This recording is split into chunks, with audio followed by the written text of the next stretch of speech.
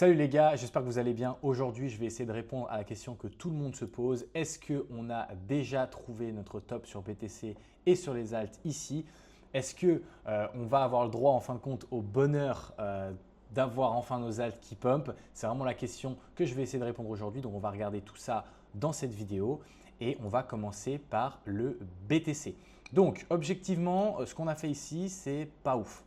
Dans le principe où la plupart du temps, quand on accumule les liquidités et qu'ensuite on fait un nouvel ATH, ce qu'on ne veut surtout pas voir, c'est une réintégration qui puisait comme dans celle-ci, vraiment violente vers le bas. Donc, ça n'indique rien de bon. À la limite, quand c'est quelque chose qui se passe pas sur un ATH, c'est beaucoup mieux. Je n'ai pas forcément un exemple là tout de suite, mais de manière générale, c'est beaucoup mieux si ça ne se passe pas sur un ATH. Là, on a tout pour faire moche. De plus, on est sur la fin du cycle et donc ça fait un peu peur. Cependant, je ne suis pas tout à fait de l'avis, je vais vous expliquer avec des nuances que c'est déjà fini. On va regarder actuellement la situation, elle est assez simple. Pour moi, vous savez, j'aime bien regarder le marché en termes de range. Donc, on avait vraiment un range, ici on a le bas, ici on a le mid-range et là ici on a le haut de range. Avant, on pouvait même mettre un range entre celui-là et là. Donc, qu'est-ce qu'on est en train de faire? On est en train là d'essayer de faire une déviation. Donc, pour moi, c'est assez simple ce qu'il faut faire ici. Si on a une déviation comme ça et qu'on réintègre, on est de nouveau très très bullish. Pour confirmer ça, il faut dans un premier temps réussir à clôturer en dessus de la ligne rouge que vous voyez là. Donc il faut réussir aujourd'hui à clôturer en dessous des 12K. Ça, c'est la première chose qui est importante à voir sur le BTC. Ensuite, ce qu'on veut voir, parce que ce n'est pas uniquement ça, c'est de réussir à passer cette FVG là. À partir du moment où on repasse cette FVG là, je pense qu'on est quand même bien, on a bien des chances d'être de nouveau bullish. Cependant, ça ne veut pas forcément dire qu'on va refaire un ATH, mais on est de nouveau un peu plus safe. Pourquoi? Parce que tant qu'on ne le fait pas, et pour l'instant, on n'a toujours pas clôturé, donc normalement, il faut plutôt se dire qu'on va vers le bas. Je ne vais pas vous mentir, mais pour moi, là, il y a un setup de short. Vraiment, je ne short jamais le marché. Ce n'est pas un truc qui m'intéresse à faire. Et en plus, vous savez, comme je trade, j'utilise de la fonda. On parlera d'ailleurs d'un de mes trades juste après que j'ai fait dernièrement où j'ai fait un joli petit TP. Mais dans le principe, ici, vous avez tout simplement un short comme ça où en fait vous mettez votre SL ou en dessus de ses plus hauts et en gros si on a une clôture en dessus de ses plus hauts, pas si on va juste chercher des liquidités parce que c'est possible, vous sortez, vous avez un très beau RR de 3,77 et puis vous targetez les liquidités d'en bas. Donc ça c'est le principe. Maintenant moi je suis bullish dans le principe parce que pour moi on est toujours dans un cycle haussier, donc je vais essayer de voir d'autres scénarios. Cependant, si au moment où vous regardez cette vidéo, je ne sais pas quand vous allez la voir, sûrement aujourd'hui en fin de journée ou peut-être demain, eh bien, dans ce cas-là, il faut vraiment que vous regardiez ces clôtures-là. Est-ce qu'on a réussi à tenir? Si on a tenu, on part vers le haut et je vais en faire un scénario après. Mais si on n'arrive pas à la tenir et qu'ici, on se fait ravaler comme on s'est fait ravaler sur cette bougie qui est juste ici, c'est dégueulasse, celle-ci aussi. Dans ce cas-là, la target, elle est assez simple. Elle est déjà sous ses plus bas pour venir chercher de la liquidité. Et deuxièmement, on a une très très belle zone ici qui est tout simplement la zone de support de tout le mouvement qu'on a vu ici. Donc là, vous avez vraiment, vous savez, ici, vous voyez qu'on avait une grosse résistance ici et ici. Quand on traverse une zone de résistance, elle devient une zone de support. Donc, on a vraiment ce point-là. Et puis, vous avez également cette belle FVG Daily qui est juste ici. Donc, pour moi, si ici on se fait rejeter et que demain ou dans les prochains jours, vous voyez un truc comme ça, il y a de grandes chances qu'on fasse un truc dans ce style-là et qu'on vienne tout simplement chercher le bas. Donc, je ne sais pas si ça va faire autant long, voilà, peut-être pas jusqu'à fin octobre, peut-être c'est quelque chose de plus rapide comme par exemple ça, voilà, imaginez un truc comme ça peut-être. Et ensuite, on fait un bottom dans ce style-là, voilà, c'est assez égal. Et après, potentiellement, on remonte. Donc, ça, c'est vraiment la zone. Après, attention, cette zone-là, c'est vraiment la zone qu'il ne faut surtout pas perdre.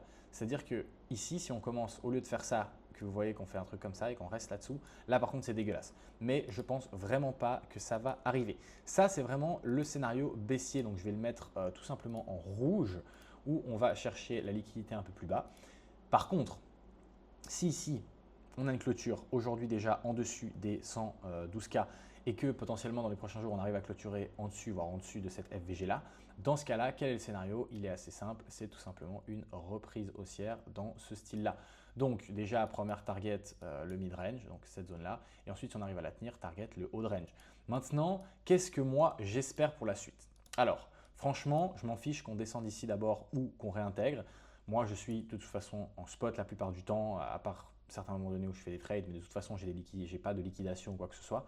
Donc, j'ai du temps et ce que j'espère voir, c'est tout simplement du range de BTC potentiellement quelque chose comme ça. Et puis ensuite, un jour, on va chercher, boum, un nouvel ATH. Vraiment, donc au-dessus de cette ligne-là, on nous fait un magnifique blow-off top, enfin pas forcément un blow-off top, on va chercher, boum, les 130K. Et ensuite, ça fait ta, ta. Et là, on a fait tout simplement notre vrai top. Je me dis qu'il y a encore du jus potentiellement pour aller chercher un dernier top et d'aller chercher les 130K et rendre tout le monde vraiment euphorique. Pourquoi est-ce que j'ai envie qu'on fasse un truc un peu rangy comme ça? Tout simplement pour que Ethereum puisse lui en fait performer. Parce que je doute qu'il y ait beaucoup d'entre vous qui ont encore vraiment du BTC dans cette région-là. C'est pour ça que ce qui m'intéresse, c'est plutôt qu'on fasse un range. Vous savez que quand on range sur BTC souvent et qu'on est sur la fin de cycle, c'est le moment où Ethereum explose, qu'on va voir juste après. Donc là, vous avez vraiment pour moi le scénario. Il y a un scénario où ici on trouve un top et on fait que descendre et c'est de la merde, mais franchement, moi j'y crois pas. Je pense vraiment qu'on aura au minimum du range. Peut-être qu'on n'ira pas faire cette dernière ATH, peut-être qu'on a déjà fait notre ATH. Mais dans tous les cas, je pense vraiment qu'on va ranger. Après, je doute que Bitcoin il aille beaucoup plus haut que les 130, 140. Je pense qu'on arrive vraiment sur une fin de cycle, les gars, il ne faut pas l'oublier. Je suis d'accord que les profits n'ont pas été extraordinaires jusqu'à maintenant, même si vous avez trouvé des bons trucs. Si vous suivez cette chaîne, vous êtes par exemple dans Hype, que vous êtes par exemple dans Syrup, vous devez avoir fait normalement des beaux profits quand même. Mais je suis d'accord, on reste encore un peu sur notre fin. C'est pour ça que j'espère qu'on va avoir du range et que pendant ce temps-là, Ethereum va pouvoir s'extirper de cette situation un peu problématique et qu'il va pouvoir vraiment exploser comme il l'a fait dans le dernières semaines. Et surtout qu'avec lui, il va en fait emporter toutes les altes. Donc ce qu'on va faire, c'est qu'on va directement aller voir Ethereum tout de suite maintenant. Du coup, pour notre petit Ethereum, alors c'est assez simple, on a pété, je ne sais pas si on l'avait déjà fait lors de ma dernière vidéo, cette énorme résistance, vu que j'en fais pas souvent des vidéos, mais en soi, ici, ben déjà la première chose que moi je remarque, c'est que ce n'est pas du tout une PA de top. Donc accumuler des liquidités comme ça, venir rien chasser comme on fait jusqu'ici, ce n'est pas du tout une price action de top, même si on est quand même venu chercher un nouveau top de quelques centimes il me semble, et ça c'est pas top parce que de nouveau ben, on allait chercher un top et ensuite on a fait une énorme réintégration, je vous avais dit avant, c'est ce qu'on ne veut pas voir. Par contre, pour moi le pire scénario, en fait je pense, je suis assez sûr qu'on va refaire un ATH sur Ethereum. Le pire scénario c'est vraiment de la descente, c'est-à-dire un truc où on va, ici en fait on n'a pas trouvé notre bottom et on fait d'abord quelque chose comme ça, on va chercher les liquidités et on va prendre cette grosse zone de support, vous vous rappelez, énorme zone de résistance, quand elle est traversée devient énorme zone de support. Donc ça, le pire scénario, c'est vraiment, en fait, si BTC se fait repousser, je pense qu'on va faire un truc comme ça. Et dans ce cas-là, on viendrait ici et ensuite, on prendrait notre bottom et après, ben, go faire un nouvel ATH. Je pense vraiment qu'on va refaire un ATH sur Ethereum. Mais là, ce sera à vous de faire attention, les gars. Parce que si on refait un ATH et que cette fois-ci, c'est la même chose avec une réintégration violente, ça vaut peut-être la peine de se hedger, de sortir de certaines de ces positions, de prendre des profits jusqu'au moment où potentiellement on reprend cet ATH. C'est quelque chose vraiment que je vous conseille de faire sur cette fin de cycle parce que rien n'est vraiment certain actuellement, donc mieux vaut se protéger dans votre trading ou dans vos investissements spot. Même si vous n'avez pas atteint votre multiple de rêve, ne laissez pas passer un x2, x3 parce que vous voulez un x10 et du coup vous allez vous retrouver en moins 50%. C'est vraiment ça qui est important. Moi, j'ai fait ces erreurs au dernier cycle. Je voulais toujours plus. Donc, faites attention. Mais je pense, mine de rien, si on a ce scénario, comme je vous ai montré avant, de la BTC qui range un petit peu et qui fait quelque chose de plutôt bullish pour l'Ethereum, on pourrait potentiellement avoir, bon, bah, comme je vous ai dit, soit une descente ici, soit si on repart direct, et ben, tout simplement pas ça. Peut-être un mini swing comme ça pour prendre une liquidité qui est juste ici et ensuite on repart. Et après, potentiellement, une vraie euphorie, un truc comme ça. Oups, excusez-moi. Je vais refaire un truc dans ce style-là où on fait vraiment de l'euphorie, peut-être une target à 7K. Il faut voir un petit peu, ça ira peut-être pas forcément aussi vite que ça. Et vous voyez le principe où on aurait Ethereum qui exploserait, la BCD qui continue à descendre et les alts qui explosent. Je pense que vous avez remarqué, mais si vous avez regardé tout simplement les performances de la semaine passée sur CoinGecko sur toutes les alts, eh bien il y a beaucoup d'alts du top 100 qui ont une meilleure performance que BTC, c'est pas très compliqué étant donné qu'elle est négative, et une meilleure performance qu'Ethereum. Je prends des exemples comme Hype, comme Pump, il y a plein de cryptos et en ce moment ce qui est cool c'est qu'on voit que du coup les alts surperf Ethereum parce que dans toute cette montée là, donc juste celle-ci, eh bien, Ethereum, il avait beaucoup plus de force que la plupart des alts. Il y a toujours un super performer, etc. Mais en principe, là, la dynamique a un peu changé vu qu'on a nos alts. Et c'est nous, c'est ce qu'on veut en fin de compte, parce que vous êtes pour la plupart sur des autres alts que Bitcoin. Enfin, Bitcoin, c'est pas une alt, mais si vous êtes sur autre chose que Bitcoin et sur autre chose que Ethereum, vous êtes sur d'autres alts. Et du coup, potentiellement, ce que vous voulez, c'est du coup que vos alts pump et donc que ce ne soit pas Ethereum qui prenne toute la liquidité. Donc pour l'instant, c'est plutôt le cas et du coup, ça fait plaisir. Maintenant, ça, c'est vraiment le scénario le plus bearish. Il y a aussi vraiment un monde, mais ça dépendra de nouveau de la clôture de BTC. Hein. N'oubliez pas que c'est le boss, hein, ça ne sert à rien d'aller essayer d'analyser des actifs si l'actif principal c'est toujours Bitcoin et Ethereum, donc il faut analyser eux. Donc moi je me dis qu'il y a un monde où peut-être on fait juste un petit truc comme ça, pop, pop, pour aller chercher bien les leaks et ensuite on repart déjà depuis ici. Pas forcément besoin de venir jusqu'ici. À voir un petit peu ce qui va se passer, mais on est de nouveau dans une bonne saisonnalité. Août, c'était pas top, même si Ethereum sur le mois d'août était plutôt pas mal. Pourquoi? Parce que tout simplement les hedge funds sont en vacances, c'est le moment aussi où ils font le tri de leurs actifs, donc il y a souvent, comme je ne sais pas si vous avez vu un petit peu sur le crypto Twitter, un ghost month, donc un mois fantôme. C'est pas de la magie où il y en a certains qui font passer ça pour des trucs un peu spiritualisme, ça c'est n'importe quoi d'après moi. C'est juste que les hedge funds, c'est le moment où ils prennent du temps pour réévaluer leur position, etc., qui sortent, etc. Et du coup, vu que ça fait des années que c'est comme ça, c'est pré-shot par le marché, donc c'est pricé. Du coup, souvent, on a un début de septembre, fin d'août qui est un peu dégueulasse. Et voilà, on est sûrement vers la fin de ça.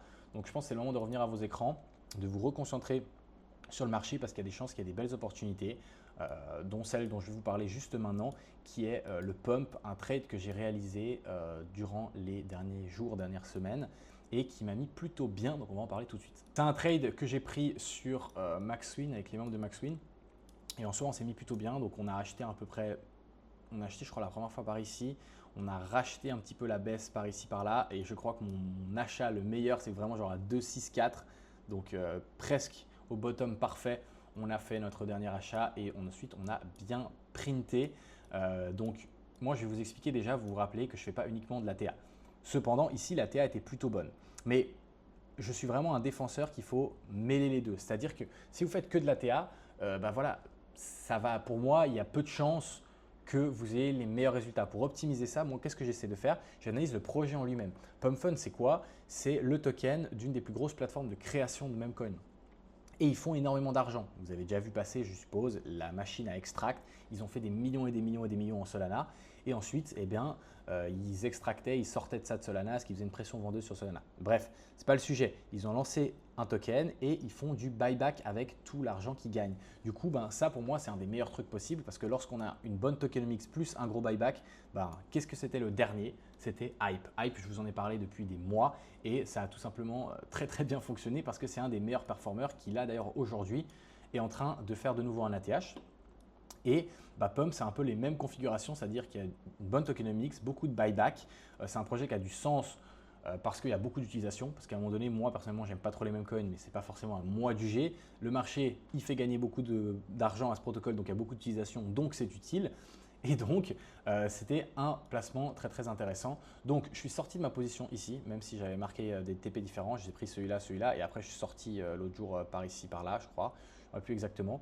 Mais du coup, c'était un très bon profit. Et pourquoi je vous en parle? Parce que justement, je pense que ce genre d'opportunité, il faut les chercher. C'est-à-dire que vous devez regarder sur Defilama, est-ce que ce projet-là fait de l'argent? Est-ce qu'il y a des bons mécanismes de prise de valeur? Si vous avez tout qui est ouvert, qu'en plus il y a une bonne tokenomics, et bien lorsque là vous voyez, en fait pour moi vraiment la TA, c'est donc l'analyse technique, c'est vraiment le dernier signal qui vous dit ok vas-y on y va.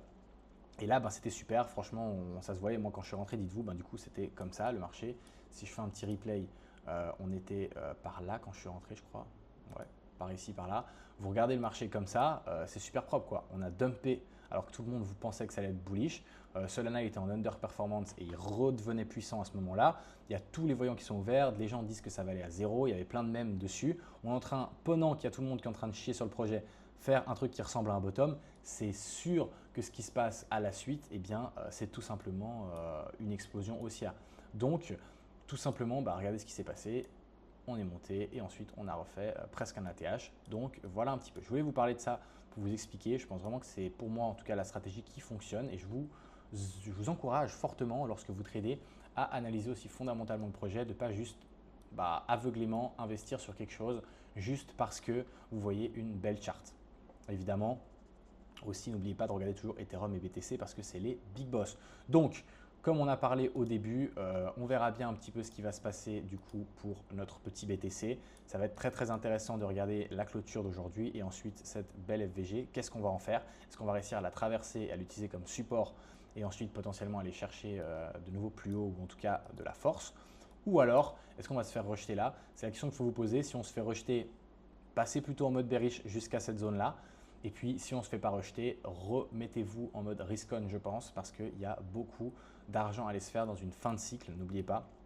Surtout s'il nous range comme ça le BTC et que de l'autre côté, on a notre petit Ethereum qui pète, ça pourrait être vraiment la régalande. On va finir en ayant regardé rapidement la BTCD qui, elle, est toujours dans une bonne optique. Moi, ce que je voulais vous dire par rapport à la BTCD, c'est que certes, on regarde ça, on se dit un actif, il ne descend pas forcément toujours en ligne droite. Et du coup, il peut faire comme ça et puis ensuite faire un peu de range, descendre comme ça, etc. Sauf que moi, je ne pense vraiment pas que ça va se passer comme ça. Pourquoi? Parce que si on regarde dans les précédents DOM de la BTCD, regardez ici, c'est souvent très violent.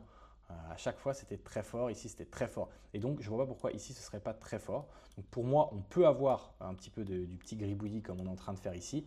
Mais faites attention parce que ça, pour moi, ce sera très rapide. C'est-à-dire que peut-être qu'on fait ça, on merde un petit peu les trucs comme ça, mais ensuite, boum, on va très souvent redescendre fort comme ça. Donc, je pense que c'est vraiment un moment où il faut faire attention parce que c'est le moment dont on rêve sur nos alts. Je ne vois pas pourquoi est-ce que la BTCD n'irait pas chercher plus bas. C'est vraiment la théorie que je maintiens depuis le début du cycle. Quand la plupart des gens étaient bearish, je disais, je ne vois pas pourquoi est-ce que la BTCD ne descendrait pas dans ce cycle. Il y en avait plein qui diraient la BTCD va faire que monter. Hein. Même vos traders préférés qui disaient qu'en 2025, ils s'attendaient à ce que la BTCD continue à monter. En fin de compte, ça ne l'a pas fait. Moi, ce scénario-là, je l'ai dessiné et j'ai gardé le même depuis, je pense, 2 ans. Donc, je pense que ça va continuer à play out de cette manière-là et on va essayer de faire le plus de profit. J'espère que cette vidéo, elle vous a plu. Si c'est le cas, laissez un petit like, abonnez-vous. N'hésitez pas aussi à aller voir mon Instagram, je vais le mettre en bio. Je parle justement des tokens, par exemple le PUM, je parle beaucoup plus vite. Vous avez un petit peu des insights avant que je les poste sur YouTube. Si vous voulez être au courant de tout, n'hésitez pas. Mon Instagram est dans la bio, c'est PaulyArthur, même chose que ma chaîne, .biz, B-I-Z. Je vous souhaite à tous une excellente journée et on se voit dans la prochaine vidéo. Je vais augmenter la cadence d'ailleurs, donc vous allez me voir beaucoup plus souvent. J'espère que vous êtes contents parce que sinon, c'est dommage pour vous. Vous allez quand même me voir souvent. Allez, ciao, c'est Arthur.